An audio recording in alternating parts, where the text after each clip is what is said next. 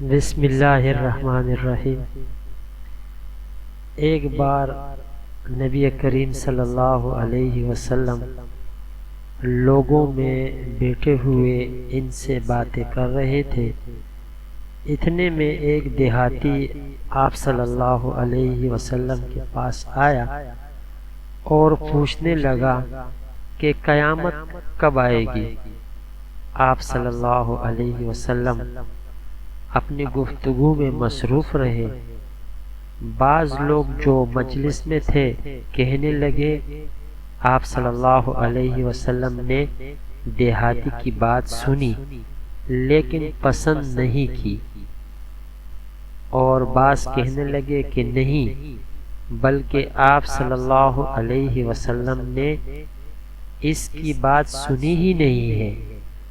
جب آپ صلی اللہ علیہ وسلم اپنی باتیں پوری کر چکے تو میں سمجھتا ہوں کہ آپ صلی اللہ علیہ وسلم نے یوں فرمایا کہ قیامت کے بارے میں پوچھنے والا کہاں گیا؟ اس دیہاتی نے کہا، یا رسول اللہ صلی اللہ علیہ وسلم، میں موجود ہوں۔